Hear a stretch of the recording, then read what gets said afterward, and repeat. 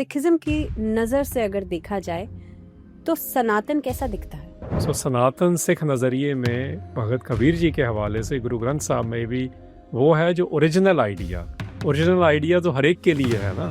वो कोई हिंदुस्तान में है या पाकिस्तान में है, अमेरिका में है या कनाडा में है, कहीं पर भी हो, धर्म को मानता या नहीं भी मानता, फिर भी हर एक के लिए है कि जो पग बांधी जाती है ये कहीं ना कहीं पे इसलिए शुरुआत हुई थी इसकी क्योंकि सिख जो हैं वो एज अ वॉरियर सिखों में जब बांधी गई वो ना बन गया कि गुरुओं ने क्योंकि सारों ने बांधी थी, पहली बात तो ये।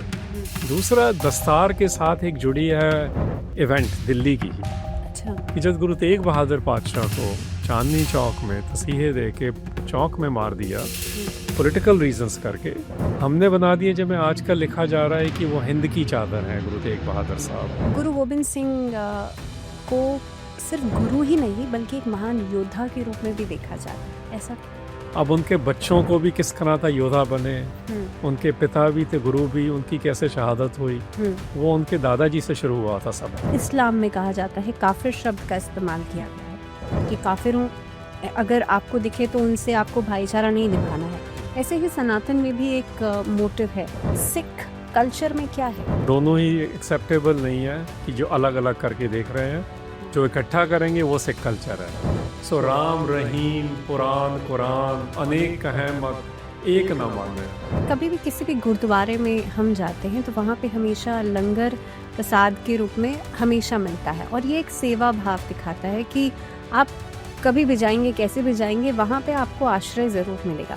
ये सेवा भाव से क्या मिलता है, यानी कि इंटरनल क्या फोर्स मिलता है?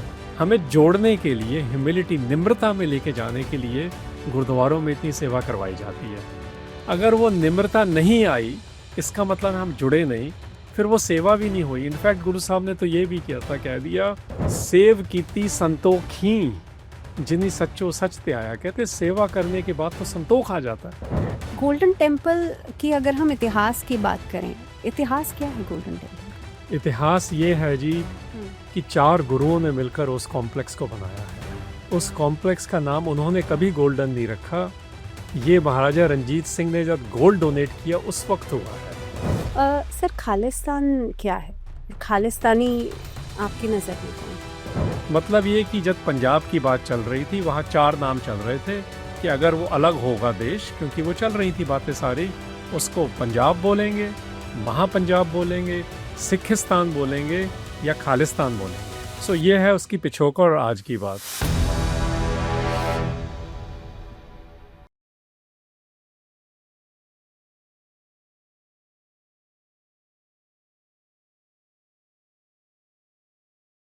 जुड़े रहिए आप लोग टाइम्स मंत्रा के साथ। आप चैनल को सब्सक्राइब कीजिए, वीडियोस को लाइक कीजिए और लगातार हमसे जुड़े रहने के लिए आप बेल आइकन को प्रेस करना मत भूलेगा। हमारे साथ हरिंदर सिंह जी हैं जो कि सीनियर फेलो हैं at Sikh research institute, author भी हैं। सर, आप सबसे पहले एरोस्पेस इंजीनियरिंग करने के बाद सिख रिसर्च इंस्टीट्यूट में सीनियर फेलो होना, ये जर्नी कैसे तय की आपने? यहीं से शुरुआत कर लेते हैं।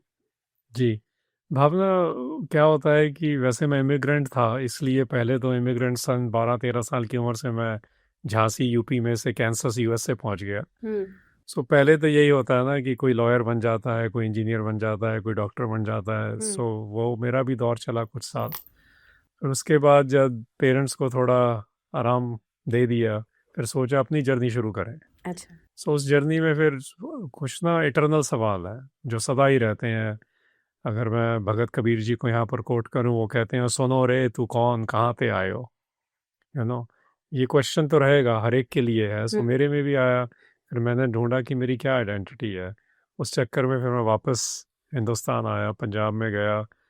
सो फिर मैंने लैंग्वेज की स्टडी शुरू की। उस लैंग्वेज में से, भाषा के लैंग्वेज से पता लगा कि ये हो क्या रहा है। उसको कहते हैं ना, कौम की या देश की या लोगों की नब्ज को अगर पकड़ना है सो भाषा को भी समझना पड़ेगा। सो वहाँ से फिर ये जर्नी शुरू हुई थी अपने लिए कि मैं हूँ कौन। एक आइडेंटिटीज वो हैं, अस्तित्व हम कह देते हैं, बट एक तो है जो हमें दे दी गई है, हमने उसके लिए कुछ नहीं किया। हाँ। जहाँ पैदा हुए, जहाँ जो बन गए, या अगर शादी करा ली तो हस्बैंड भी बन गए, है ना, सो बच्चे हो गए, सो वो सब गिवन है आइडेंटिटीज। यस। एक वो है जो हमने डिस्कवर करनी है, खोजनी है अपनी। सो उस जर्नी में फिर सिख रिसर्च इंस्टीट्यूट की तरफ भी गए। ये तो बाद में एक संस्था का, संगठन का रूप ले लिया, अच्छा। बड़े अपने अस्तित्व को पहचानने के लिए।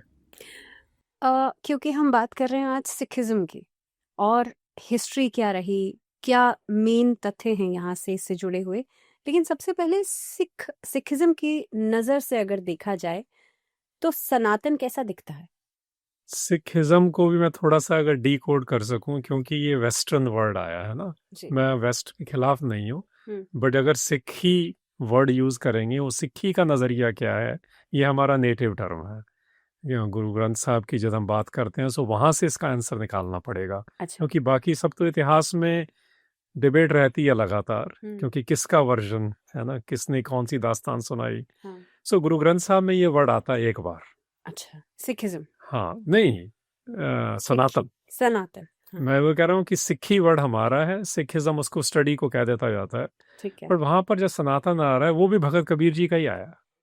देखो सनातन का क्या मतलब है।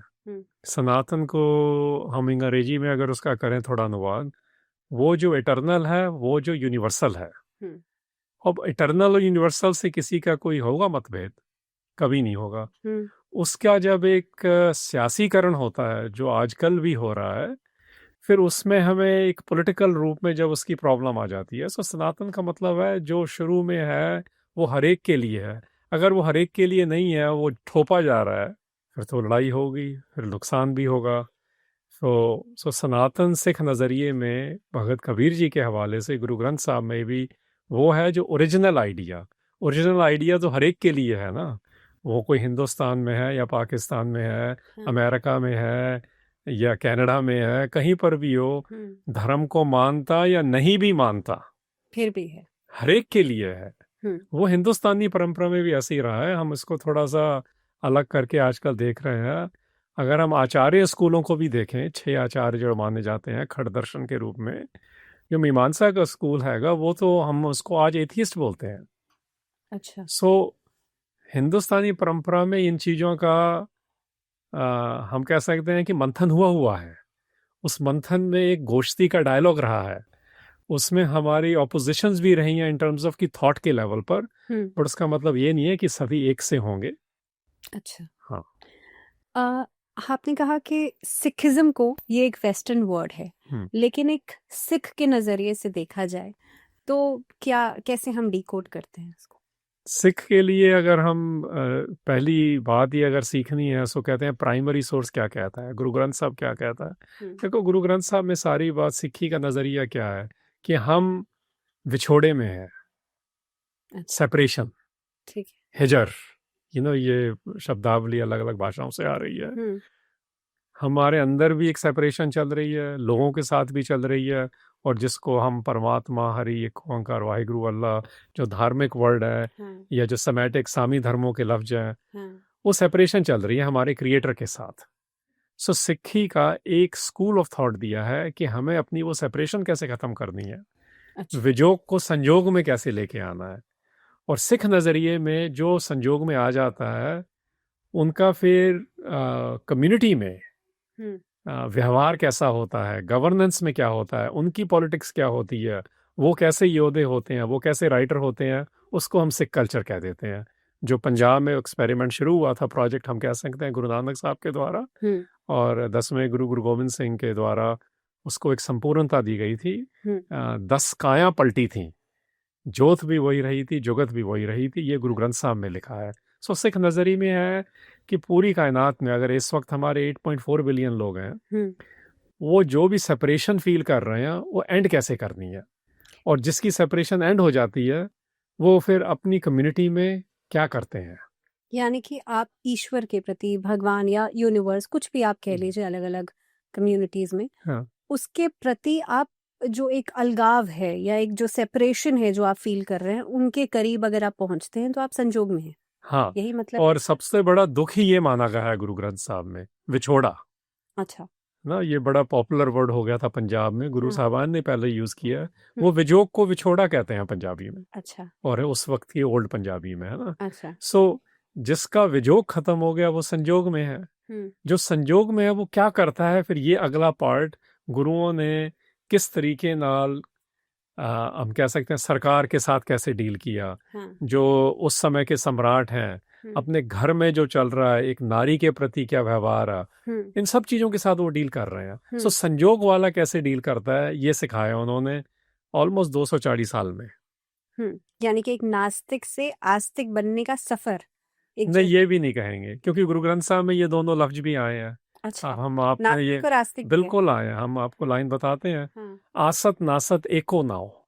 ये जो अच्छा। डिबेट है ना हमारी कि ये है या वो है, वो ही खत्म की है। वो तो दुचित्तापन है ना, वो तो संसा है, उसमें तो डाउट्स आ रहे हैं, डुअलिटी आ रही है ना। वही खत्म की है। एक ओंकार का मतलब ये कि एक ही है। आप उस एक की परिभाषा क्या बना रहे हैं, एक की एक्सप्लेनेशन क्या दे रहे हैं, एक का एक वर्ल्ड व्यू क्या बना रहे हैं। हम आज ये बोलेंगे ना, धर्म यही बना रहे हैं, फिलॉसफीज यही बनाती हैं ना। वो गुरु साहबान ने बताया कि वो है एक। आपका एक्सपीरियंस एक का और मेरे में फर्क हो सकता है, बट एक ही है। ठीक है। हर धर्म की एक हिस्ट्री रही है। हर धर्म में बताया जाता है, चाहे सिख कल्चर हो, चाहे इस्लाम हो, या क्रिश्चियनिटी हो, या हिंदू हो, हर किसी का एक पीछे का पास्ट या हिस्ट्री बताई जाती है धर्म में। सिख कल्चर की क्या हिस्ट्री?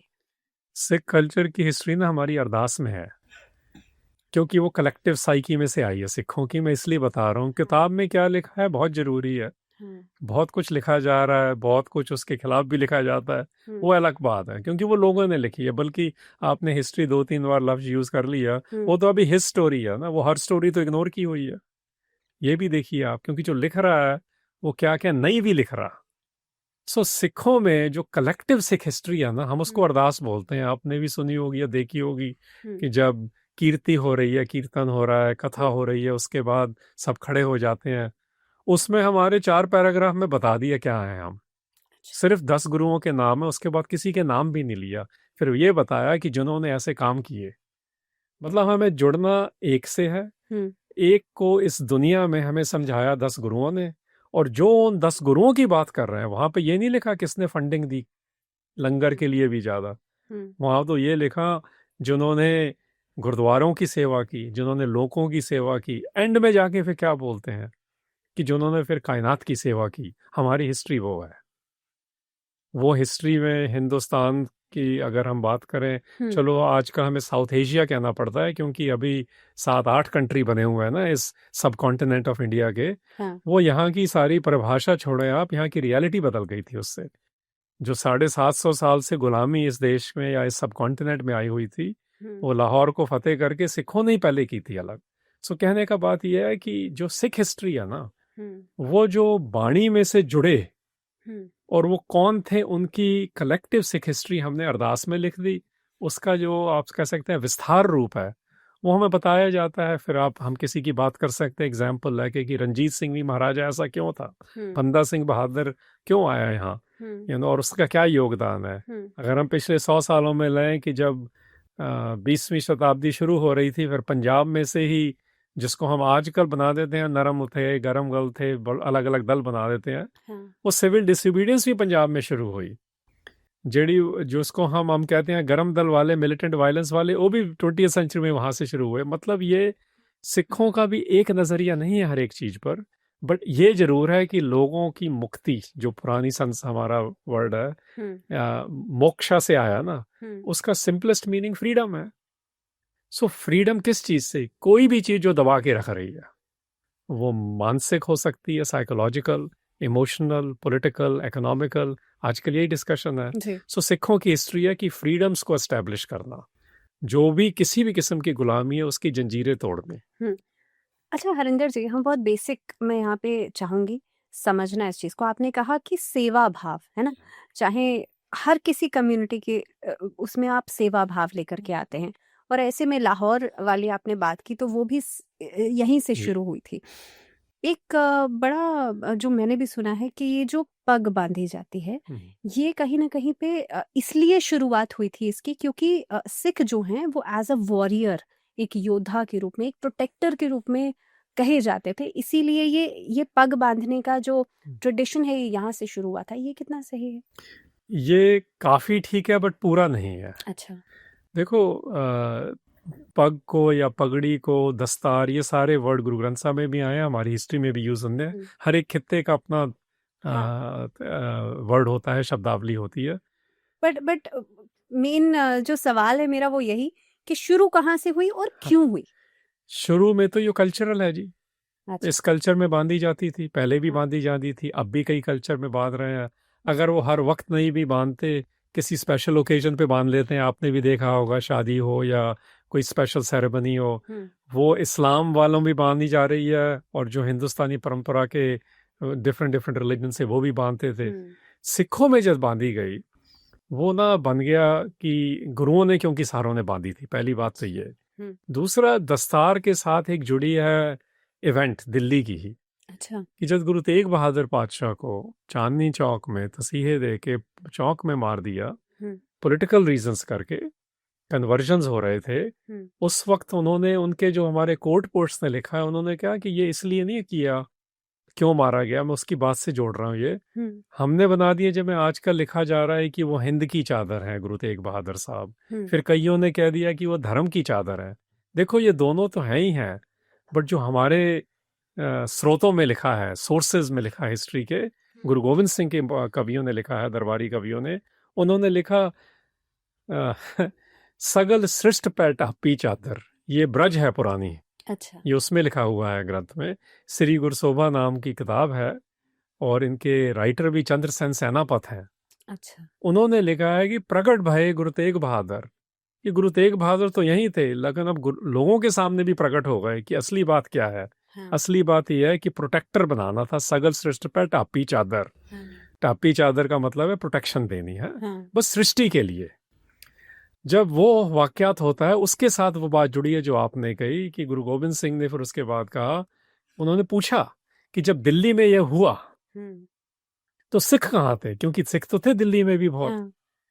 उस वक्त फिर एक सिख ने उनका धड़ उठाया था, एक ने शीश उठाया था, शीश लेके वो अनंतपुर साहब पंजाब ले गए थे। अच्छा। जो धड़ था वो उठा के यहाँ दिल्ली में ही था, जहाँ पे संस्कार किया उन्होंने। सो उन्होंने कहा, अगर इतने सिख थे, दो ही उठे, ये एक बात करने का तरीका है। सो उन्होंने कहा कि अब पहचान ऐसी होगी कि सबको पता होगा वो कौन है। सो इसके साथ वो हमारे इंस्टीट्यूशनलाइजेशन में आ गई, हम कहेंगे। उसके बाद सिखों में ये रवायत बन गई कि जो भी सिख बनता था, अगर वो पैदाइशी सिख था या कोई अपने आप अपनी मर्जी से सिखी को एम्ब्रेस कर रहा था, उन्होंने फिर दस्तार, क्योंकि फिर जो दस्तार बांध लेता था ना, उनके लिए सेरेमनी नहीं रही। ये योद्धा वाली बात आप जो कह रहे हैं, सिर्फ योद्धा नहीं, वो जुड़ा हुआ भी होगा। वो पहले अपने को जोड़ेगा एक से, क्योंकि जो एक से जुड़ा है ना, वो सिर्फ लड़ेगा नहीं। लड़ने वाला तो गुस्सा भरा होता है। आजकल मैं देख रहा हूँ कोई वीडियो आ रहे हैं, आज भी मुझे रात को किसी ने भेजा, एक सिख हरी सिंह नलवे पे बना के, वो इन्हें गुस्से से लड़ रहा है। ये तो है ही नहीं। गुरु ग्रंथ साहब में आया कि जो सूरा है, सूरा वॉरियर के लिए आता है। वो तो हर रंग लागो, उसको तो हरी रंग में है वो। सो सिखों में ये आए थे कि जो योद्धे भी बने थे ना, उनके लिए पहली कंडीशन थी कि वो प्यार में, प्रीत में, मोहब्बत में, इश्क में डूबे हों। वो जब वो लड़ते हैं, उनकी लड़ाई अलग है। वो फिर फाइटर नहीं है, वो वॉरियर है। यानी कि कंपैशन भी हो उनके अंदर। कंपैशन के बगैर तो हो ही नहीं सकता। प्रीत हो, प्रीत में सब कुछ आ जाता है। अगर प्रीत नहीं है, फिर एंगर है। एंगर में क्या होता है? गुस्से में बदला होता है, प्रीत में न्याय होता है। ये फर्क है। बदला पर्सनल होता है, उसमें तो हम पता नहीं क्या क्या बोल भी देते हैं, गाली गलोच भी होता है और गलत भी मारते हैं, है ना? लेकिन न्याय में नहीं होता, जस्टिस में वो नहीं होता। जस्टिस में कुछ पर्सनल नहीं होता। आप जुड़े हुए हैं, पूरी कायनात को देख रहे हैं, और जो रिस्पांस देने की जरूरत है वो दे रहे हैं, रिजर्व्ड होके, रिस्ट्रेन होके। ठीक है। गुरु गोविंद सिंह को सिर्फ गुरु ही नहीं बल्कि एक महान योद्धा के रूप में भी देखा जाता है, ऐसा क्यों? क्योंकि उनका उनकी जो छवि है ना, पॉपुलर छवि जैसे कहेंगे, पॉपुलर कल्चर में जो एंटर हो गई है, सिखों के भी और ओवरऑल भी, इंडिया में भी और बाहर भी, वो उनके योद्धा का रूप ही दिखाया जाता है ज़्यादा। चलिए, मैं जो भी आप बात कर रहा हूँ, मैंने भी एक पीछे किताब लिखी, मैंने के 10 शब्द लिए। उन शब्दों में तो वो प्रीत की बात कर रहे हैं, उन शब्दों में तो दस रहे हैं कि मन में कौन सा संन्यास लो, उन शब्दों में तो बता रहे हैं कि ध्यान क्या है सिखों के लिए। क्योंकि ये सब हिंदुस्तानी परंपरा में इसके अलग अलग रूप हैं, अलग अलग स्कूल्स हैं। जैसे एक वेदांत स्कूल है, एक वैदिक स्कूल है, एक आचार्य स्कूल है, वैष्णवाई ट्रेडिशन है, शैवाई ट्रेडिशन है, शक्ति पुजारी है। ऐसे ही इन सिखों में ਹੁਣ गुरु गोविंद सिंह तो ये बता रहे थे पहले। अच्छा, उन्होंने इन सभी ट्रेडिशंस का भी जिक्र किया गया है, बिल्कुल किया गया है। वैष्णव हो, शक्ति हाँ, को पूजने राम रहीम उनकी फ्रेज है कि हाँ, वेद कतेब, और वेद है हिंदुस्तानी परंपरा का लिटरेचर, हाँ, कतेब है किताबी ट्रेडिशन, हाँ, मतलब सामी धर्मों का, जिसको हम आज इस्लाम, क्रिश्चियनिटी और जुडिज्म बोल रहे हैं, यहूदियों वाला। वो उन दोनों को स्टडी, जो मूर्ति पूजन नहीं करते हैं। हाँ, हाँ, और चलो मूर्ति की भी हम बात कर सकते हैं, मतलब वो इस किस्म की नहीं करते, आप हम ये कह सकते हैं, क्योंकि हर एक धर्म में भी एक मूर्तिकरण हो रहा है, वो भी दिख रहा है ना। इनफैक्ट आपने ये बात करती, मैं 10वें गुरु की अपनी ही शब्दावली में उन्होंने एक लेटर लिखा था औरंगजेब को। अच्छा, जफरनामा उसका नाम है। जफर का मतलब होता है जीत, है ना, कि जीत का लेटर, इमोशनली साइकोलॉजिकली लिख रहे हैं वो। उन्होंने उसमें जिक्र किया है कि तुम लोग भी कहते हो कि मैं भी नहीं बुतों को पूछता, बुत पंजाबी में और फारसी में यूज होता है मूर्ति के लिए, बट कहते हैं मैं भी बुत तोड़ रहा हूँ, बट गुरु गोविंद सिंह ने कोई मूर्ति नहीं तोड़ी। वो कह रहा है मैं दिमाग के बुत तोड़ रहा हूँ, अकल के। हमने अकल में भी आइकॉनिकलिज्म, और होता क्या है, फिक्सेशन हो गई ना। आज की अगर हम इंग्लिश में आप कह रहे थे बात करें थोड़ी सी, सो वो गुरु गोविंद सिंह वो तोड़ रहे हैं। सो वो हर परंपरा के साथ जो डायलॉग है, गोश्ती है, वो चल रही है। उस गोश्ती में से मंथन करके बता रहे हैं कि मैं इस तरह परमात्मा से, हरि से, गोविंद से, ये उनके सारे नाम वो यूज कर रहे हैं, मैं ऐसे जुड़ रहा हूँ। सो जुड़ा हुआ जब फिर वो दिखा रहे हैं कि जब पॉलिटिक्स खराब हो जाए, गवर्नेंस खराब हो जाए, जब अभी इलेक्शन सीजन होता है ना, हम देखते हैं लोग पार्टियां बदलते हैं फटाफट, उनके वक्त भी ये हो रहा है, कभी कोई राजा किसी के साथ है, कभी किसी के साथ। वो सब नेविगेट करके दिखा रहे हैं कि जब ऐसी चीजें होती हैं उससे डील कैसे करना है। ठीक है, गुरु गोविंद सिंह का हमने ये वाला एस्पेक्ट तो समझ लिया कि उन्होंने क्या टीचिंग्स दी हैं, उन्होंने क्या मैसेजेस दिए हैं, लेकिन एक योद्धा के रूप में उन्हें कैसे जाना जा सकता है? योद्धा के रूप में, क्योंकि इस किस्म का योद्धा होया ही नहीं था ना। आप देखो, ह्यूमन लेवल पे पहले बात करें, हमारा सारा जोर क्या लगता है कि हमारा परिवार अच्छा हो जाए।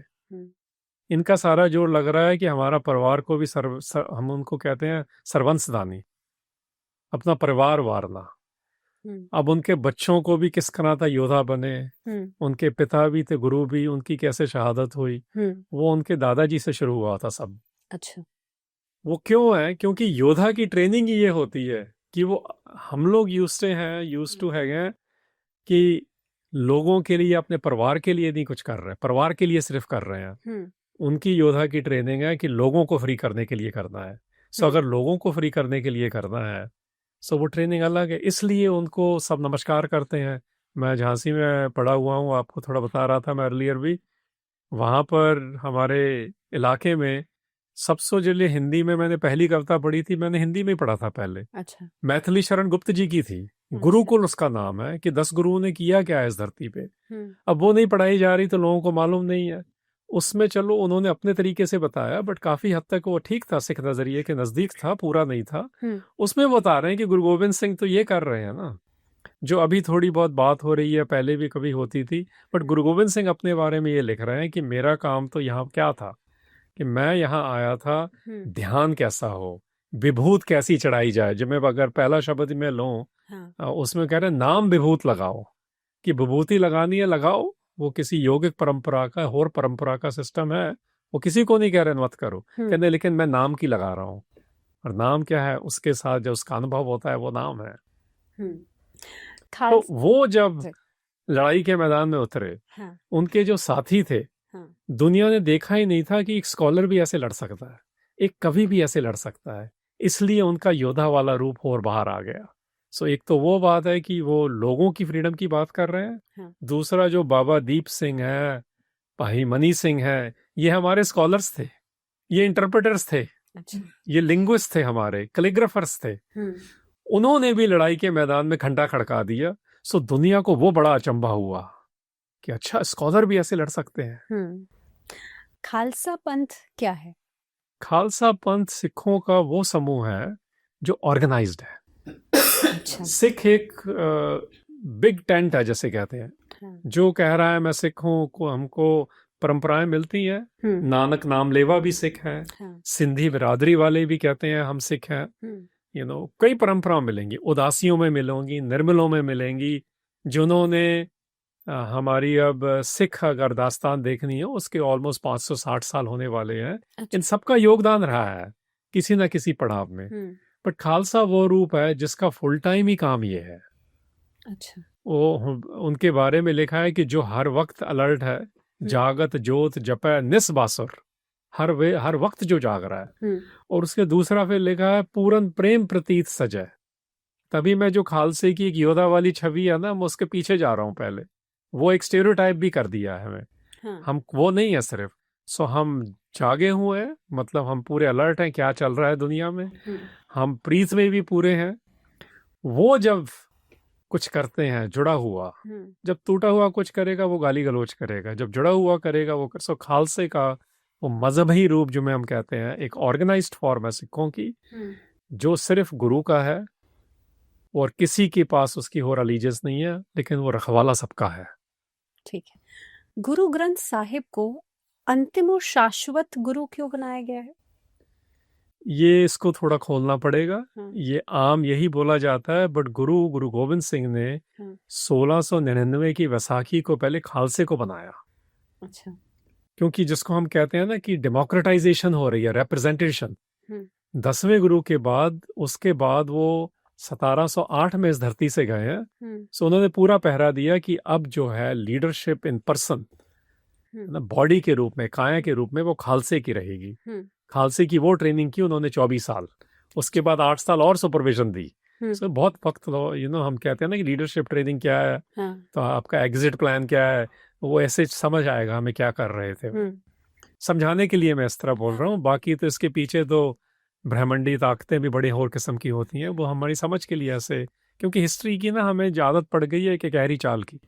हिस्ट्री गहरी नहीं होती, ये कई चीज़ों में घूम रही होती है इसी वक्त। क्योंकि हमें टाइम की रेफरेंस भी, त्रिकाल का क्या मतलब है, पास्ट प्रेजेंट फ्यूचर में जब इकट्ठा हो जाता है ना सब कुछ, सो वो इतना लिनियर नहीं रहता जैसे हमने बना लिया आजकल की गहरी चाल में। सो वो उन्होंने पहले किया 1699 में कि वो लोग जो अलर्ट है, वो लोग जो प्यार में हैं, वो लोग जो अपना सब कुछ वारने के लिए तैयार हैं, अब वो पहल लेंगे मेरे बाद। अच्छा। उनको उन्होंने बोला खालसा मेरा सतगुरु पूरा। उनको सतगुरु डिक्लेयर किया अपने जूते जी।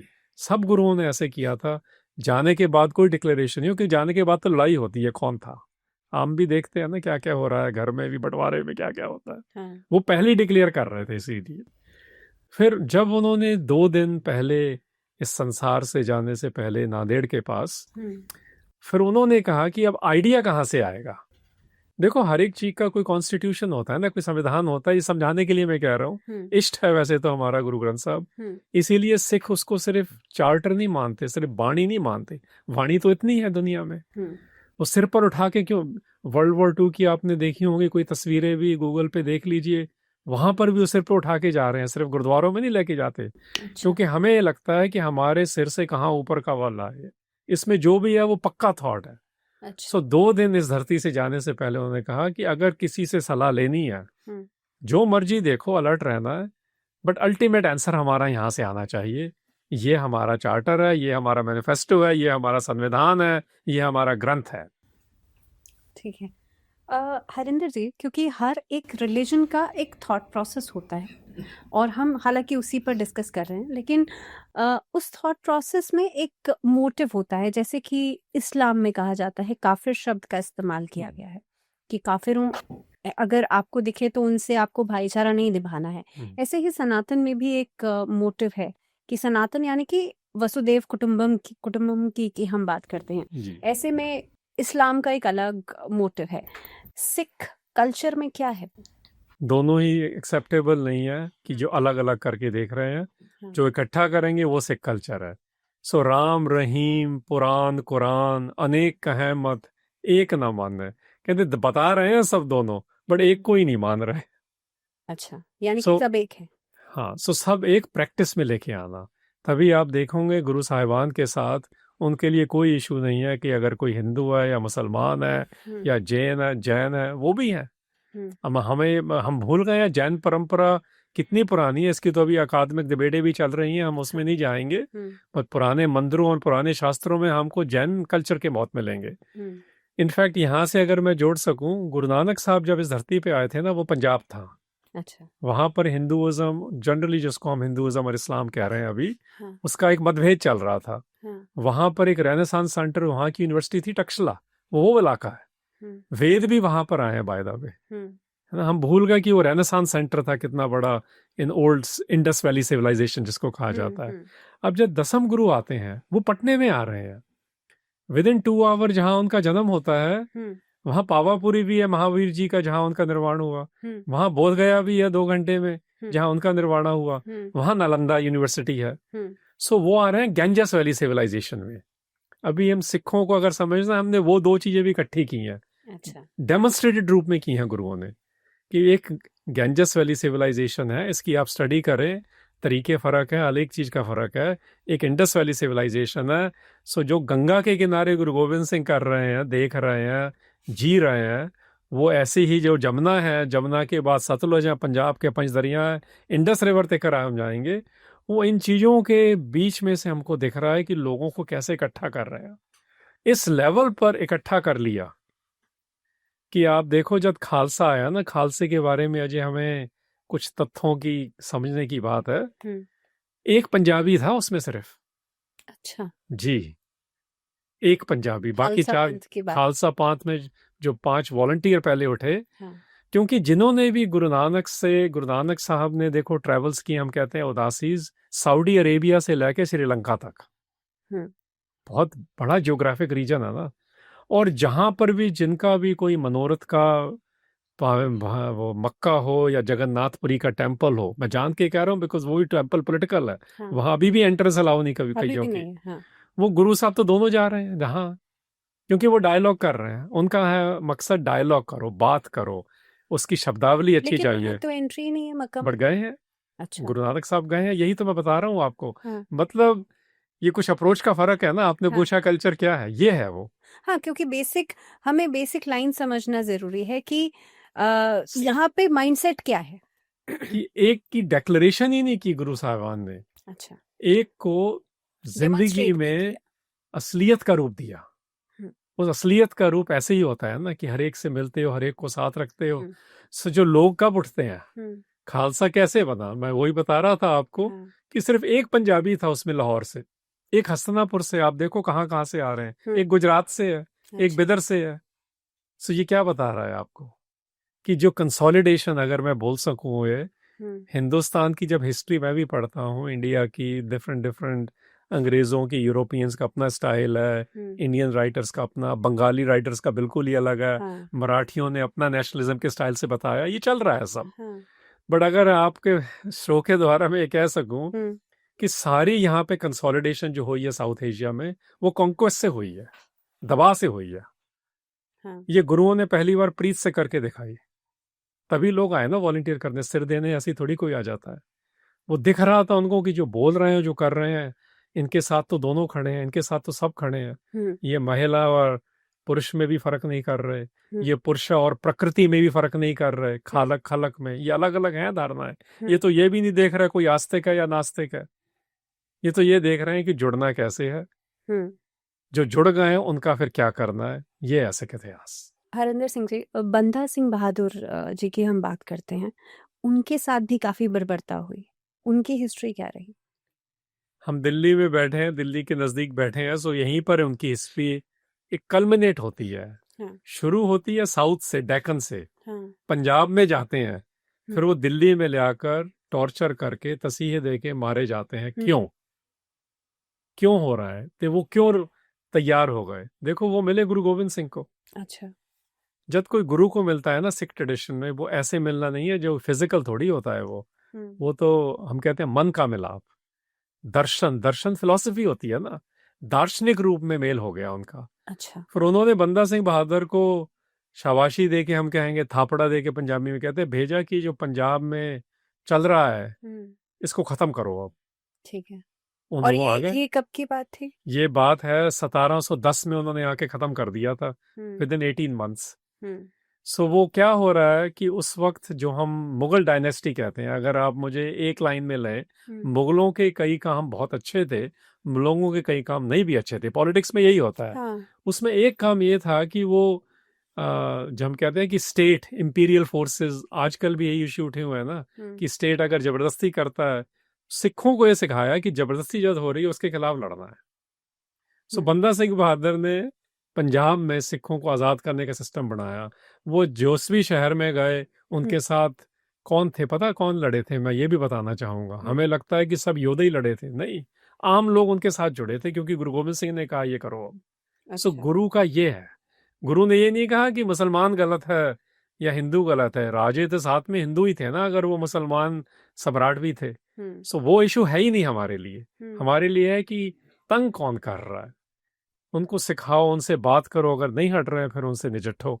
सो दिल्ली में अगर गुरु गोविंद सिंह की बात करें, आज मैं सुबह गुरुद्वारे उनके गया, मोती बाग यहाँ गुरुद्वारा है जी। मोची बाग होता था पुराना नाम उसका, मतलब लोग मोचियों को भी योद्धा बनाया। आप बताओ हिंदुस्तानी परंपरा में हुआ कभी ऐसा?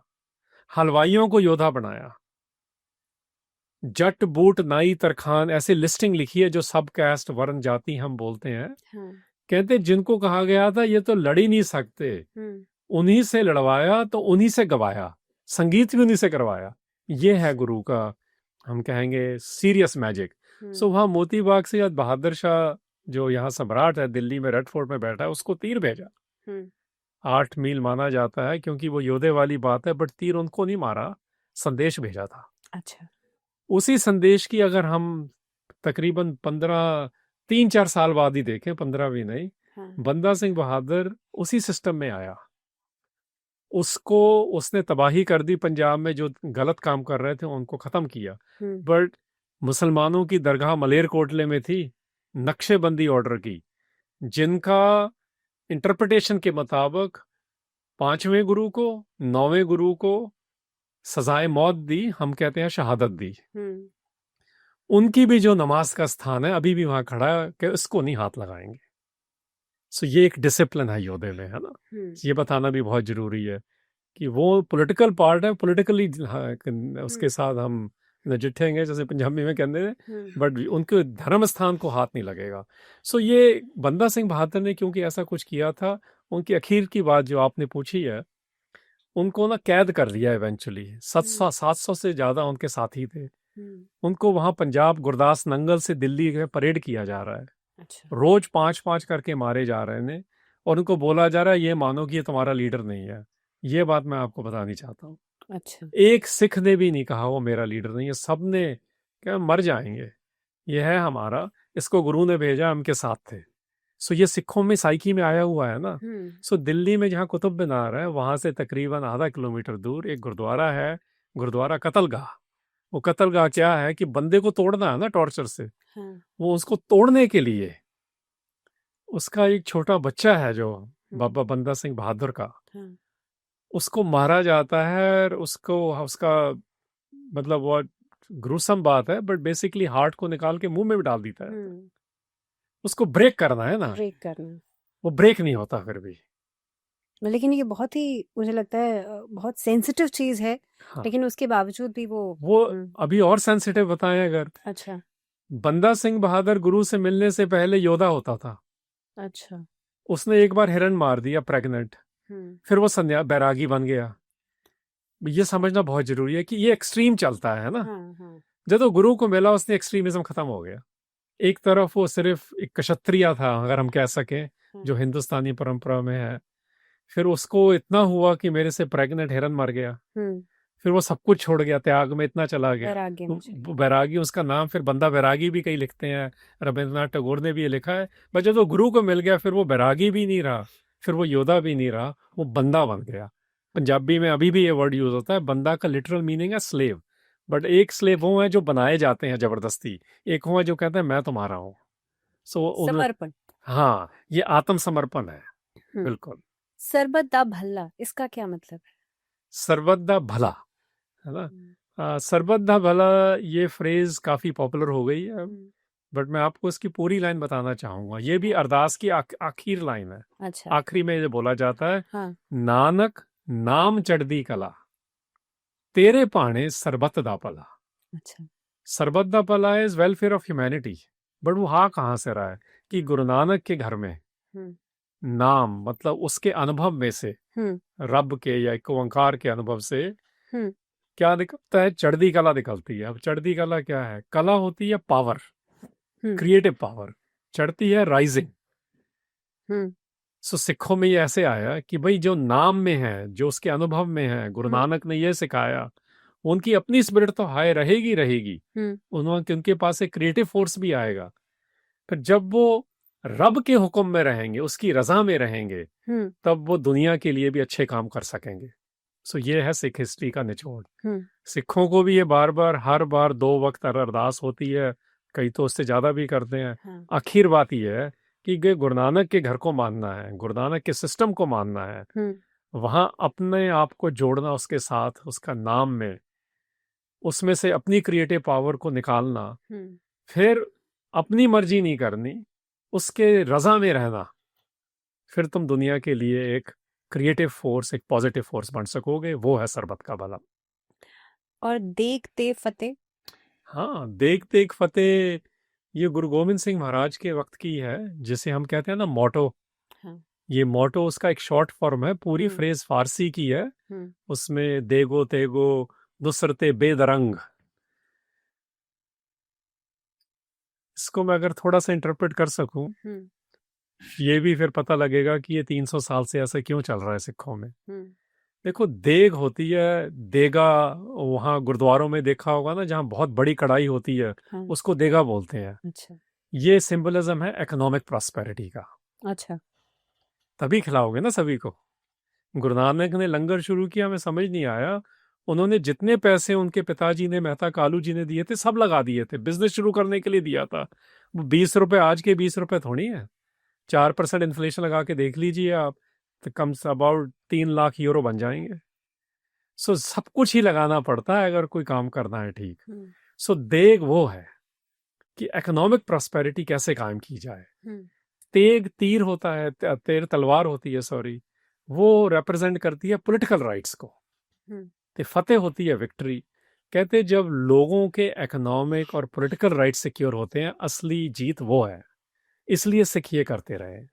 लंगर, लंगर तो एक उसका रोज की प्रैक्टिस है ना। हाँ। इकोनॉमिक राइट्स, आज भी लड़ाई क्या है पॉलिटिक्स में, हाँ। किसी भी कंट्री में चले जाओ, पॉलिटिकल पार्टीज का पैसे इकट्ठे कैसे करने, खर्चने कहाँ है। इकोनॉमिक राइट्स होते हैं, वहीं से निकलते हैं ना, किसको कितने राइट्स देने। हमें सिखाया गया सबके लिए प्रोटेक्ट करो। ये पॉलिटिकल राइट्स में भी ये बता दिया। उसके बाद वाली लाइन भी और इम्पोर्टेंट है, नुसरते बेदरंग, कि ये इसको लगातार आगे लेके जाना है। क्योंकि गुरुओं ने भी देखा ना कि लोगों के राइट्स तो बहुत वायलेट हो रहे हैं। लोगों के लिए हैव और हैव नॉट्स का, नीच ऊंच का बहुत फर्क आया हुआ है। पहले भी हिंदुस्तान में था, ग्लोब में भी था, अब भी है। सो ये सिखाया गया था हमें कि हमारा मोटो ये है। उसका शॉर्ट फॉर्म देग देग फतेह है, बट ये गुरु गोविंद सिंह के वक्त शुरू हुआ था। बंदा सिंह बहादुर ने इसको ऑफिशियल बना दिया था कि हमारा स्टेट ये करेगा। सो जो सिखों का पहला स्टेट बना ना, जिसको हम खालसा राज आखते हैं, उसका मोटो ये था। ठीक है। हर धर्म में एक कर्म बताया जाता है कि भाई आपका कर्म ये है, और सिख के हिसाब से कर्म और विश्वास, इन दोनों में क्या डिफरेंस है? हाँ, सो कर्म को थोड़ा डिकोड करना पड़ेगा, क्योंकि वो इतना आसान नहीं है जैसे हमने उसको ओवर सिंप्लीफाई हो रहा है अभी। देखो, कार्मिक थ्योरी में भी कर्म की बात है। जो गीता में से एक अर्जुन, कृष्ण जी अर्जुन को दे रहे हैं, बिल्कुल। हुन गुरु ग्रंथ साहब में से अगर मैं हवाले दूंगा आपको, थोड़ी हैरानी भी होगी। वो कह रहे हैं, ये कर्म धर्म पाखंड जो दिस है, तिन जम जागाती लूट है। कि जो ये कर्म दिख रहे हैं और जो धर्म दिख रहा है, ये तो लोगों को मौत का डर दे के लूट रहा है। अच्छा। ये कर्म धर्म पाखंड पखंड जो दिस है, जो दिख रहा है, तिन जम, जम होता है यम, यमा, है ना, ओल्ड उसकी भाषा का एक वेरिएशन है, डेरिवेटिव है। हम्म कह रहे उसको मौत का डर दिखा के जम जागाती जगत को लूट रहा है। अब इसको हम आज की थोड़ा इंग्लिश कर दें, जैसे आप कह रहे थे हाँ, कि religion is always selling fear and guilt, always. आज भी यही है। हम्म सो उसमें फंसे हुए हैं और गुरु साहब कह रहे हैं इससे बाहर आओ। अच्छा सो उन्होंने कर्म फारसी वाला भी ले आया बीच में। मैं ये बताना चाह रहा हूँ क्योंकि आजकल भाषा के दौर में ये भी बड़ा चल रहा है कि ये भाषा ठीक नहीं है, वो भाषा ठीक नहीं है। गुरु ने सारी भाषा यूटिलाइज की, क्योंकि भाषा तो उसके प्यार में से ही पैदा हुई थी ना, वो तो एक खित्ते की होती है। अब ये कैसे हम कह सकते हैं कि ये भाषा ठीक नहीं है? हमने फारसी भी उतनी अपनाई है जितनी हमने ब्रज अपनाई है। सो वहां वो कह रहे हैं कि कर्म में जो फारसी वाला है ना, उसका मतलब होता है जिसको हम कहते हैं ग्रेस, प्रसाद, गुर प्रसाद। हम्म सो हमें सारा ये दिखाया है कि हमें नहीं कुछ मालूम कि ये धर्म तो कर्म क्या है। इसकी अलग अलग फिलॉसफियां चल रही हैं। तो जहाँ कोई फिलॉसफी कुछ कह रही है, इवन आचार्य सिस्टम में भी इसके अलग अलग अंडरस्टैंडिंग है। अगर आप उसको देखेंगे वहां से हमें मालूम चलता है, तो कईयों ने तो इसको रिजेक्ट भी किया हुआ है। गुरु साहब ये कह रहे हैं कि हमें तो उसकी प्रसाद चाहिए, हमें इसका कुछ अंत नहीं है। ये फिलोसफिकल टेंडेंसीज में ना वो कहते हैं there is no end to this. So हमें ये सिखाया कि इसको अगर समझ आ रहा है जितना समझ लो, इसमें फंसो मत। ये त्रिगुण वाला फंसन वाला काम है, क्योंकि हमने बना दिया ना ये सात्विक है, ये तामसिक है, ये राजसिक अभी है। मैं अमेरिका में रहता हूँ, वहाँ एक मैट्रेस बिकती है, उसका नाम ही सात्विक मैट्रेस है। अच्छा। हाँ, सो मैं बता रहा हूँ इसका बहुत व्यापारीकरण हो रहा है हर चीज का। हाँ। हमें गुरुओं ने क्या सिखाया? तिहि गुणी संसार प्रमसुत्ता, कि इन 3 गुणों में भ्रम पैदा कर दिया गया है। सुत्या रैण विहाणी, ऐसे ही सोते रह जाओगे तो तुम्हारी जिंदगी खत्म हो जाएगी जैसे रात खत्म हो जाती है। अगर इसमें से बाहर आना है, इसको इसमें मत जाओ, उसके साथ जुड़ो, उसका प्रसाद लो। उसका प्रसाद का मतलब उसकी ग्रेस लो, उसको फील करो। वो जुड़ने की बातें हैं सब। सो सिखों गुरुओं का और गुरु साहिबान का जो गुरु ग्रंथ साहब से मैसेज है ना, वो इनको निगेट नहीं कर रहे, बट वो कह रहे हैं इन चीजों को थोड़ा इररेलेवेंट कर लो, क्योंकि ये फंसा रही हैं लोगों को। क्या ये सो विश्वास कहाँ जोड़ा? हाँ। कहते एक पे जोड़ो बस। हाँ।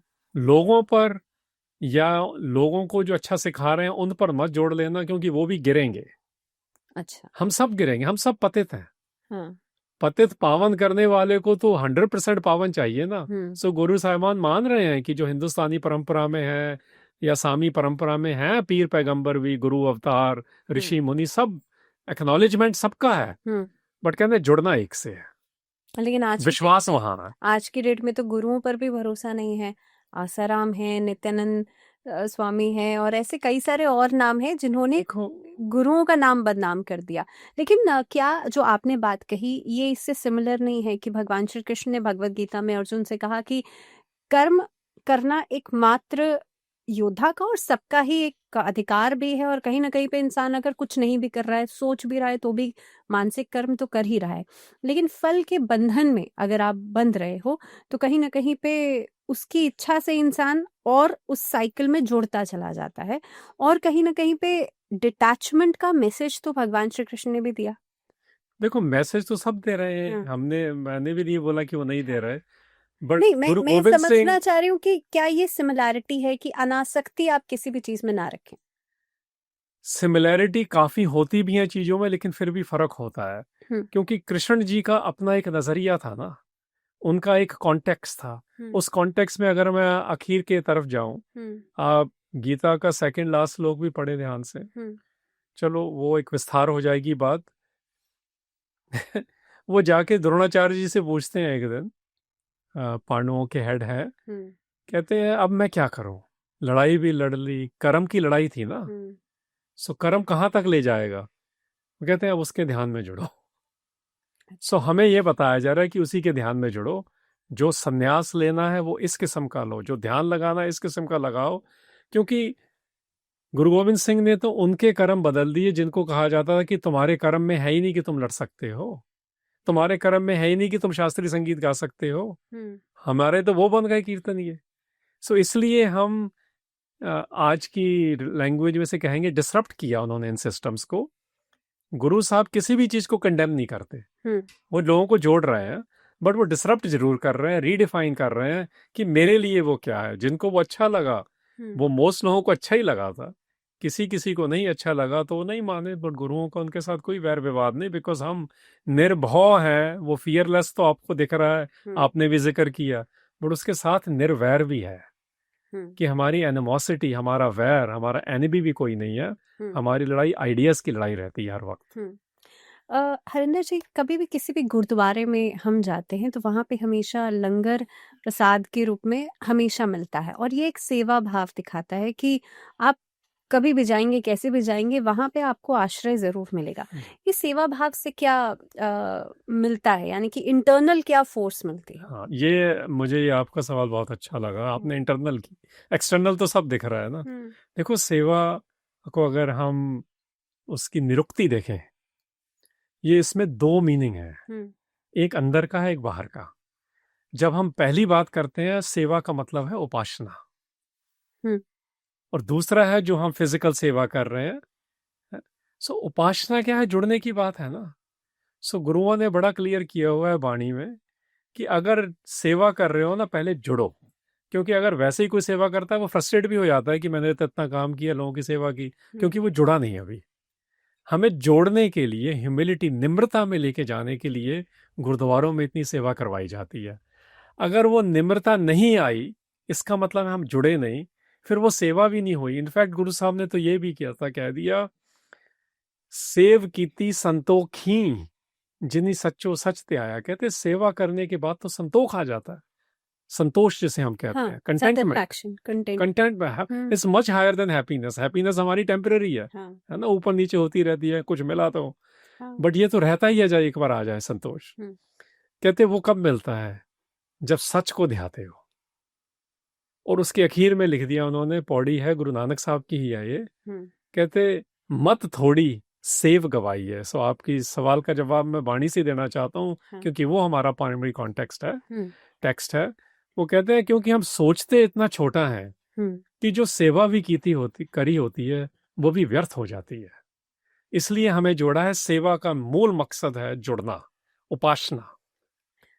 उसका जो एक बाहरमुखी रूप है वो है खिदमत। अच्छा, आज के ज़माने में अगर देखा जाए, हमने पहले के समय में बहुत, आपने भी बताया, अलग अलग योद्धा रहे, अलग अलग वीर रहे, लेकिन क्या आज के समय में कोई अपने आप को एक संत सिपाही के रूप में देख सकता है? यही तो काम है। अब अलग अलग होके दिखने लग गए। सिख परंपरा में, सिख टेक्स्ट में ये बोला गया कि जो सिर्फ संत है ना, वो भी गड़बड़ करता है। आपने जो अर्लियर सवाल कहा ना मुझे कि कैसे कैसे गुरु हैं आजकल, हमें भी सब दिख रहा है। अगर वो रेपिस्ट है, वो कैसे गुरु हो गया? सबको क्लियर है। क्योंकि ये ना, इसको हम आज के दौर में बोल रहे हैं, अप्रोप्रिएशन हो रही है हर एक लफ्ज की। गुरु लफ्ज की, सदगुरु लफ्ज की, सिपाहियों की भी अप्रोप्रिएशन हो गई है। सो संत सिपाही क्या था? गुरु गोविंद सिंह महाराज का खालसे वाला आइडिया था ना, उसको हमने सरल करने के लिए संत सिपाही बोलना शुरू कर दिया।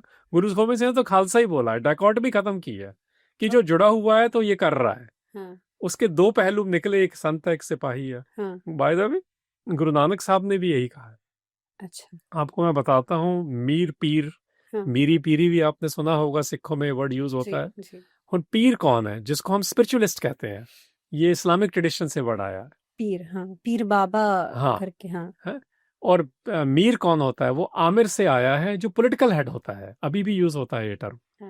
सिखों में बताया है कि जो सिर्फ मीर है, जो सिर्फ पीर है, वो करप्शन लेके आते हैं।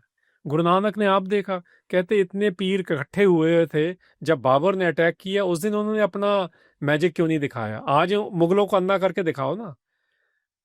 क्योंकि पीर क्या कर रहे हैं हमें भी दिख रहा है, तो गुरु नानक को भी दिख रहा था उस वक्त।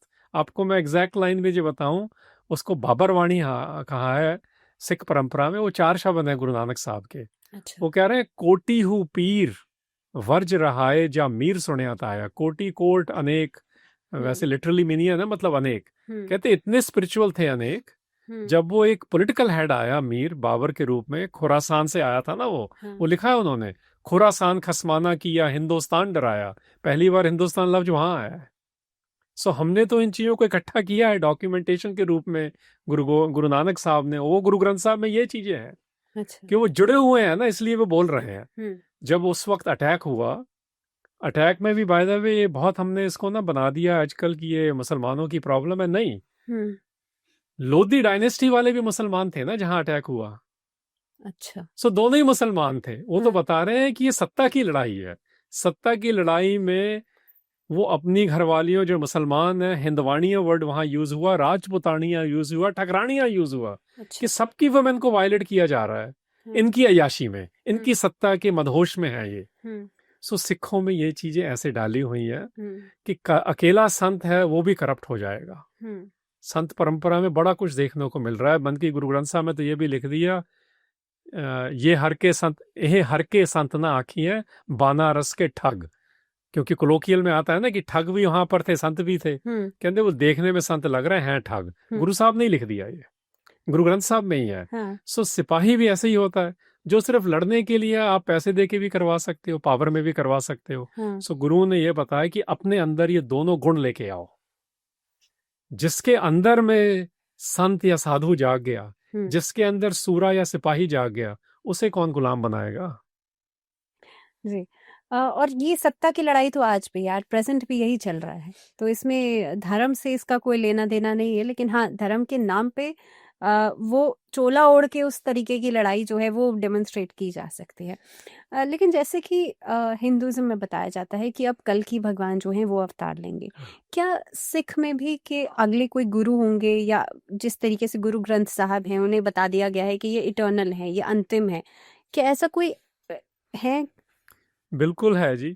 इनफैक्ट जो मैं गुरु गोविंद सिंह महाराज का ये एक शब्द से ही आपको इसका बता, वो कहता है केवल काल ही करतार। कहते जो जो हमने बनाई है धारणावां, किसी के मन में से आई है या किसी के एक्सपीरियंस में से आई है। गुरु गोविंद सिंह कह रहे हैं कि जो बनाने वाला है और जो खत्म करने वाला है वो एक ही है। उनकी लाइन ही एग्जैक्ट ही है, केवल काल ही करतार। केवल होता है ओनली। कहते जो काल ही है, मतलब जो काल कर रहा है, डेथ क्रिएट कर रहा है, और जो करतार है, जो क्रिएटर है, ये एक ही है। सो देखो, सिख परंपरा का अगर जो मैं बार बार ये जिक्र कर रहा हूँ, यहाँ पर जो बाइनरी है ना, जिसको हम आज बाइनरी कहते हैं, पोलैरिटी कहते हैं, स्पिरिचुअल हो या पॉलिटिकल हो, नास्तिक हो या आस्तिक हो, वो खत्म किया है जी। हमें एक पर लेके गए हैं। हाँ। एक में से इसका अगर मैं एक प्रैक्टिकल रूप की बात कर सकूं, जैसे आपने कहा सत्ता तो आज भी लड़ाई है, बिल्कुल। सो आज सत्ता के खिलाफ कौन खड़ा होगा? अगर सिख कोई, दोनों होगा। अगर सिख इस सत्ता का एजेंट होगा वो नहीं कर पाएगा ना। सो हमारे लिए अंदर से जुड़ना, फिर बाहर से खिदमत करनी। जो सिर्फ बाहर से खिदमत कर रहा वो नहीं कर पाएगा। जी। हरिंदर सिंह जी, गोल्डन टेम्पल की हम बात करते हैं, आपका एक ऐसा स्थान है वो जो बहुत ही ज़्यादा पूजनीय है। गोल्डन टेम्पल की अगर हम इतिहास की बात करें, इतिहास क्या है गोल्डन टेम्पल का? इतिहास ये है जी कि 4 गुरुओं ने मिलकर उस कॉम्प्लेक्स को बनाया है।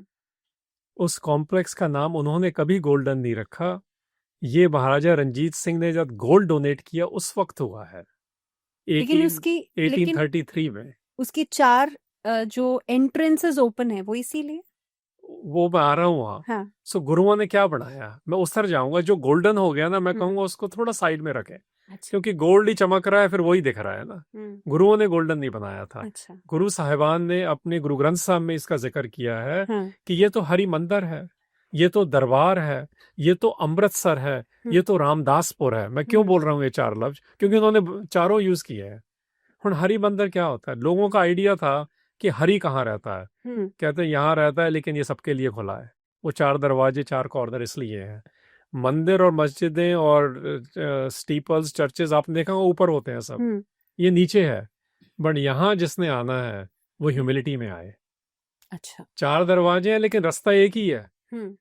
आपने देखा हो अगर कहीं गए हो, वो क्यों एक है? क्योंकि सिर्फ प्रीत में ही उसके पास जाया जा सकता है। वो प्रीत का रास्ता है, सिर्फ इश्क का रास्ता है जिसको हम कहते हैं। सो हरि मंदिर को फिर दरबार कैसे बनाना है, ये भी वहां है। क्योंकि हम दरबार साहब बोलते हैं आज पंजाबी में ज्यादा, क्योंकि वो भी लिख दिया गुरु ने कि जहां पर माना जा रहा है कि ये सबका है, क्योंकि है वो सबका ही, तभी सब लोग जा रहे हैं ना वहां। इत्थे दुनिया मत्था टेक दी है ना, किसी के लिए नहीं, वहां वर्जित नहीं है। जो दरबार बनाने का क्या मतलब था कि दरबार में होते हैं डिसीजंस। फिर डिसीजंस के लिए उसके सामने श्री अकाल तख्त साहब बनाए फिर 6वें गुरु ने। हम्म, तख्त का मतलब ही थ्रोन होता है कि जो गवर्नेंस करनी है, जो पॉलिटिकल इकोनॉमिक देग तेग फतेह की बात करनी है ना, हाँ, वो शुरुआत यहाँ से हो रही है। उसका एक इंस्टीट्यूशनलाइजेशन हो रहा है, संगठन बन रहा है कि वो जो हरिमंदिर में प्रीत के रास्ते में जा रहा है वो अब इकोनॉमिक और पॉलिटिकल राइट्स की बात करे। ठीक है। लेकिन ये भी काफी बातचीत है कि गोल्डन टेम्पल पे भी काफी सारे अटैक्स हुए। बिल्कुल हुए जी। हाँ, अटैक क्यों होते हैं? हाँ। और जो सोना है उसका वो बाद में आया। वो मैंने आपको बताई है, वो तो बाद में। महाराजा रंजीत सिंह के पीरियड से क्योंकि गुरुओं ने कोई दिखावे वाले काम किए ही नहीं। हम्म, गुरु गुरु अर्जन साहब ने सेंटर बनाया था, वहां से शुरू करते हैं। कंप्लीशन उनके वक्त हो गया था हरिमंदिर साहब जो मिडल में जिसको गोल्डन टेम्पल कहते हैं। जी जी। अब जब उन्होंने बनाया उन्होंने वहां पे क्या किया ये बात करनी जरूरी है। उन्होंने गुरु ग्रंथ साहब का प्रकाश किया। अच्छा। कि ये कॉन्स्टिट्यूशन दुनिया के लिए है। अब जब ये हुआ तो क्या हुआ, उनका अपना बड़ा भाई, उनका भाई, एक भाई दोनों, गवर्नर लाहौर का, टैक्स कलेक्टर, पंजाब का गवर्नर, हिंदुस्तान का बादशाह, हिंदू मुस्लिम जो भी गवर्नमेंट के एजेंट थे, अपने सिख, उनके अपने भाई भी, अच्छा। सब ने जोर लगवा के उनको अरेस्ट करवाया। क्योंकि वो तो कह रहे हैं, उन्होंने पता क्या लिख दिया उसमें, पियो दादे दा खोल डिठा खजाना, कि मेरे बड़े बड़ों के जो खजाना था ना, ट्रेजर, वो इकट्ठा करके मैं अब दुनिया को दे दिया है। अच्छा। अब दुनिया उसमें क्या लिखा है जो आप बातें कर रहे हैं आपसे, वो सबको बढ़ गई, सबकी दुकानें बंद होंगी अब। उन्होंने सबने मिलके उनको अरेस्ट करवाया, उनको रावी दरिया के लाहौर के पास, लाहौर में बंद करवाया। ऐतिहासिक दौर में माना जाता है 4 से 6 दिन उनको तसीहे दिए। क्यों किया? क्यों टैक्स कलेक्टर? अकबर भी उनको मारने के लिए निकला था। आपको शायद नाम, अकबर नहीं, सॉरी, अकबर ने बीरबल को भेजा था। अच्छा। जी, ये समझना पड़ेगा हमें, बीरबल सिर्फ चुटकुले की बात नहीं है। क्यों एक किया जा रहा था? क्योंकि उन्होंने बना दिया कि सब उससे जुड़ो, सब एक से हैं। वो सबको दिख रहा था। सो गुरु अर्जन साहब को अगर उन्होंने ऐसे कर दिया, उसके बाद लगातार जब भी जोड़ने की बातें होती हैं, फिर जब वो पॉलिटिकल हो जाती हैं, हर सरकार वहां जाके उसको डिस्ट्रॉय करने की कोशिश करती है। 18वीं शताब्दी में भी 7 बार हुआ था, 20वीं में भी एक कोशिश हुई थी। सर, जब पॉलिटिकल अपहीवल हुआ उस समय पर गोल्डन टेम्पल को हम एज अ रेफ्यूज के तरीके से देखते हैं, तो सिख हिस्ट्री में इसको किस तरीके से देखा जाता है? ये सवाल आपका बहुत अहम है, क्योंकि इसके बारे में अभी भी बातें होती रहती हैं, पिछले 50 सालों में भी बहुत हुई हैं। ये पहले दिन से ही ऐसे है। जब पहला रूप इसका आया ना, उसको गुरु नानक साहब के वक्त बोला जाता था धर्मशाल। जो धर्मशाला का हमारा है कि सिख धर्मशाल क्या है, सिख धर्मशाल शुरू से एक रेफ्यूज सेंटर भी है, जिसको वहां कोई भी शरण लेगा उसको दी जाएगी। उससे नहीं पूछा जाएगा कि अगर वो सिखों के भी खिलाफ रहा है उसको भी दी जाएगी, क्योंकि वो शरण गुरु की है, वहां किसी का माइंड नहीं चलेगा। सो ये हर गुरुद्वारे में यही होता था। और दरबार साहब कॉम्प्लेक्स में भी हुआ है, बड़ी बार हुआ है। जब इमरजेंसी लगी थी ना, अच्छा। उस वक्त जो प्राइम मिनिस्टर थे, उनके जो खिलाफ थे, जो प्रोटेस्ट कर रहे थे, उनको पकड़ा जा रहा था, उन्होंने भी वहां पे जाके रेफ्यूज लिया 70s में भी। अच्छा। सो ये हमें मालूम होना चाहिए कि रेफ्यूज वो शुरू सेंचुरी शरण, जो हम अभी अरदास की बात कर रहे थे ना, वहां एंड में सिख ये भी बोलते हैं, वो दोहरा पढ़ते हैं एक। अच्छा। उस दोहरे में लाइन ही ये आती है, ख्वार होए सब मिलेंगे, बचे शरण जो होए। फ्रस्ट्रेशन में आके लोग इकट्ठे नहीं हो सकते ना, कब इकट्ठे होंगे? जो शरण में आ जाएगा गुरु की। सो गुरु की शरण का सिखों ने इसको बहुत बाखूबी से निभाया। अगर आज नहीं निभा पा रहे हैं क्योंकि हम जुड़े नहीं हुए, मेरा ये मतलब है कहने का। अच्छा। वो यही है कि कभी भी किसी भी गुरुद्वारे में, क्योंकि वो गुरु का द्वार है, वहां पे भी मैं एक और क्लियर बात कर लूं, ये द्वार नहीं है सिर्फ। द्वार तो होता है डोर और गेटवे, ये द्वारा भी होता है किसी के थ्रू कोई काम कराना। सो यहाँ पर गुरु के जो सिस्टम्स ने उसको ले आने की बात है। गुरु का मतलब यहाँ गुरु, सिख गुरुओं वाली परंपरा। सो अभी भी यही चाहिए। अगर वो अभी नहीं हो पा रहा है, इसके पीछे सिखों की कमजोरियां आ गई हैं, सिख संस्थाओं की कमजोरियां आ गई हैं। बट हमारा आइडिया वही रहेगा कि हर गुरुद्वारा एक रेफ्यूज, जैसे अमेरिका में ट्रंप ने जब पहली एडमिनिस्ट्रेशन आई ना, मैं बता रहा हूँ वैसे ही, कि यहाँ पर नहीं वहां पर भी कई गुरुद्वारों में लोग ही जाके खा रहे हैं, रह रहे हैं। कई सिटीज ने ऐलान किया ना कि हम सैंक्चुअरी सिटी हैं, कई गुरुद्वारों ने भी किया। सो अभी भी कहीं कुछ हो जाता है, पीपल को लुक फॉर गुरुद्वारा।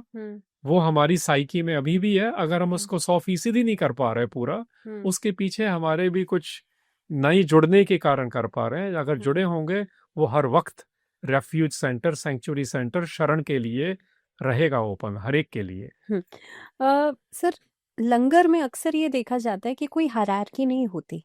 अ, अगर कोई कितनी भी बड़ी पोजीशन पे है, वो वहीं बैठ के खाना खाएगा, ऐसा क्यों? इसका मैं एक ऐतिहासिक बात बताता हूँ, फिर गुरु ग्रंथ साहब से इसका आंसर दूंगा। हाँ। ऐतिहासिक में देखो, पहली इतिहास में जब हम कह तो देते हैं ना, अकबर भी जब मिलने आया गुरु अमरदास को, उसको पहले बोला पंगत में बैठो।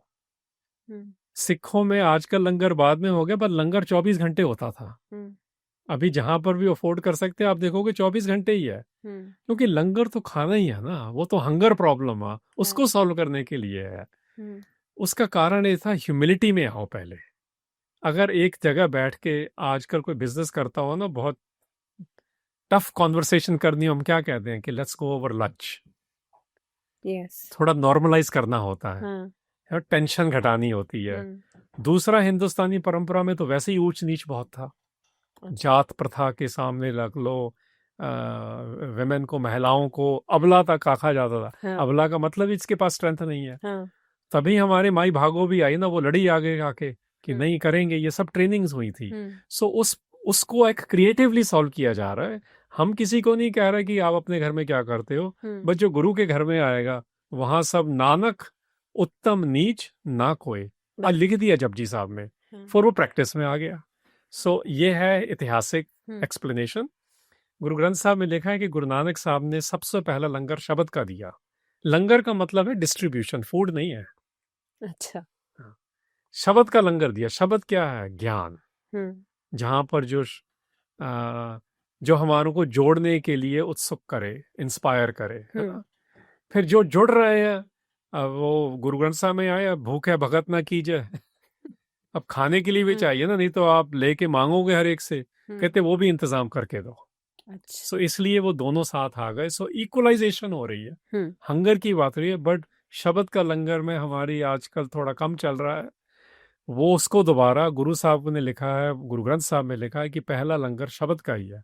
अगर ज्ञान की बात नहीं करोगे, एंड मैं यहाँ पे जब जरूर ये बात करूंगा कि जब हमने पहली बात की ना कि जब बाबर आया तो लड़ाई हुई लोधी डायनेस्टी के साथ, वहां पर उन्होंने पहली लाइन यही लिखी है कि जब कोई ब्लडी बात करनी है, ब्लडी मतलब खूंखार हो रही है बात, टफ बात है, जहां लड़ाई इतनी जबरदस्त हो रही है, वहां पर भी उन्होंने पहली लाइन ये लिखी कि ज्ञान से बात करो। तैसड़ा करी ज्ञान वे लालो। लालो वहां मौजूद था, एक बहुत गरीब था, वो गुरु साहब उसके घर में जाके रोटी खा के बात कर रहे हैं। वहां पर एक बहुत अमीर था, मलक भागो, वो भोज करा रहा था, वहां नहीं गए। अच्छा। गरीबों के घर में गुरु साहब शुरू से रहे हैं, अमीरों के भी जाते थे, बट जब वो ऐलान करा रहे हैं गलत, फिर नहीं जाते थे। सो गुरु साहब ने उत्तम नीच को नहीं कुछ रखा, उसी को पॉलिटिकली भी उन्होंने कहा कि शब्द का लंगर पहले लगाओ। शब्द का लंगर से गुरुओं की वार्तालाप हुई, डायलॉग हुई, गोष्ठी हुई।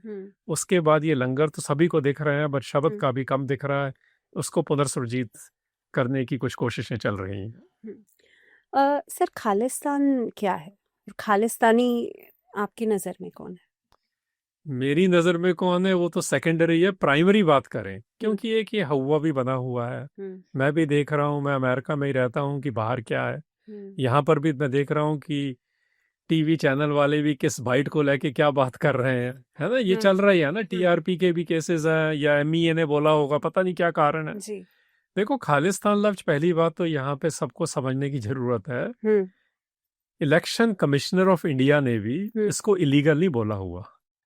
अच्छा। सो क्वेश्चन ना तथ्यों पे बात करें। वो एक वखरी बात है कि politically one can disagree, but यहाँ अलाउड है। उसके बेस पे लोग इलेक्शन लड़ते हैं, जीते भी हैं, अभी भी 2 हैं। अभी भी नहीं, पिछले 25-30 साल में कई बार हो चुका है। सो पहले तथ्य ये है कि इससे घबराओ ना, उसको समझो है क्या।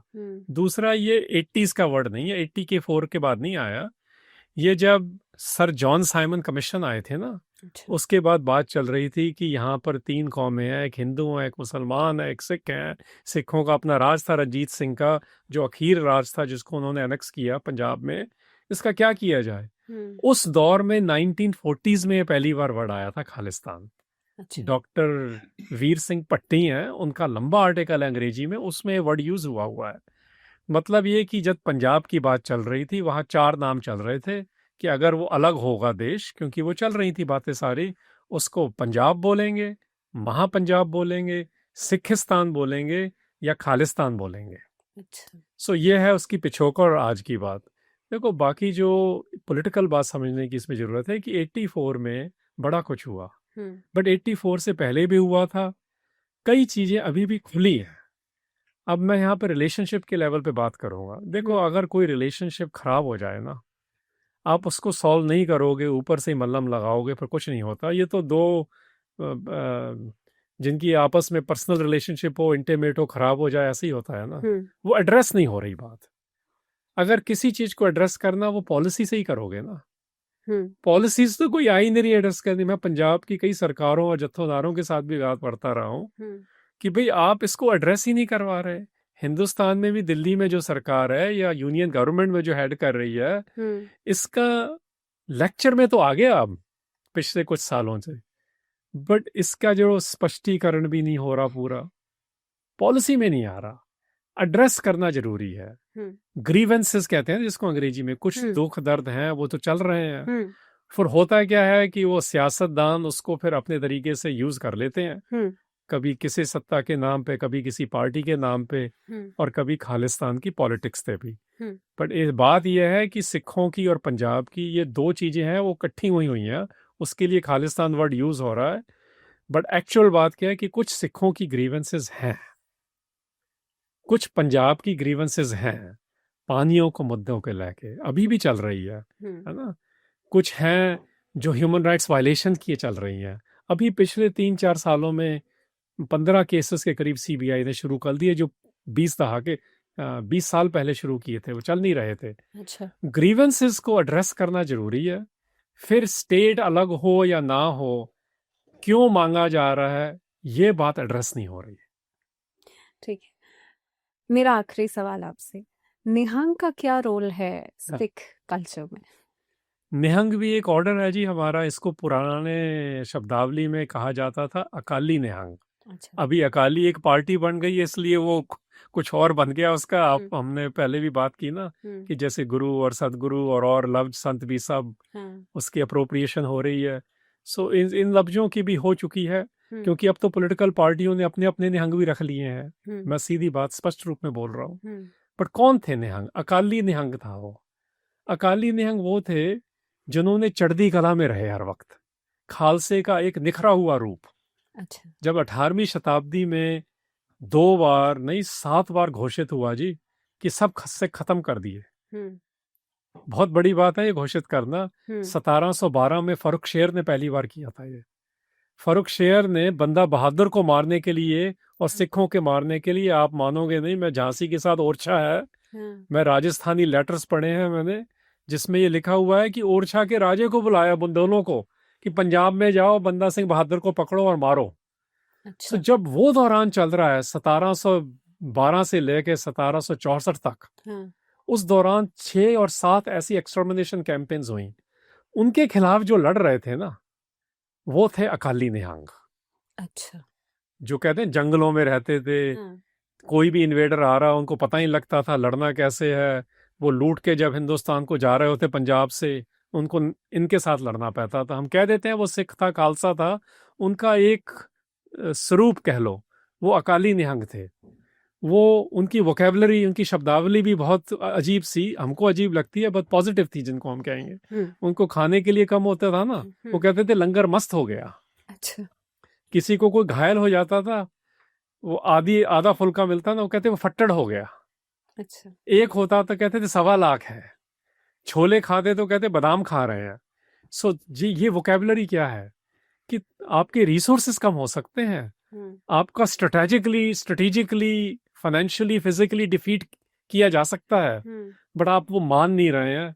और उसी लगातार लड़ाई में, इस पॉजिटिव थिंकिंग में, इस चढ़ती कला में, इस नाम में, उन्होंने फिर 1765 में लाहौर को पहली बार सिखों ने फतेह किया था। भंगी मिसलों के साथ दिल्ली के जस्सा सिंह आलूवालिया यहाँ के पैदा हुए, उनकी पंजाबी भी ठीक नहीं थी, लोग उनका मजाक उड़ाते थे। अच्छा। बट वो गुरबानी पढ़ते थे और ये तैयारी करते थे कि ये जो करा जा रहा है ना, हमें मारो। सिख कभी कंप्लेन नहीं करते थे उस वक्त भी। सो अकाली निहंग कौन थे? कभी कंप्लेन नहीं, कहते हमें मारना मारो, ये तुम्हारा रूल है। हम तो ये कहते हैं हम तो डबल और ट्रिपल होएंगे, तुम्हारे से लड़ेंगे क्योंकि तुम गलत कर रहे हो। ये कहीं ना पंजाब और सिखों की साइकी में अभी भी है। कभी कभी वो ज्यादा बाहर आ जाता है। अगर वो जुड़ जाएंगे फिर उसका एक नई किस्म के जीत की निशानी भी नजर आएगी। ये गुरु गोविंद सिंह की वोकैबुलरी है कि जीत की निशानी ऐसे बाहर आती है। जीत की निशानी सत्ता की पावर या मदरा से नहीं बाहर आती। बहुत अच्छा लगा अरिंदर जी आपसे बात करके। Thank you very much for being with us. मेहरबानी, थैंक यू।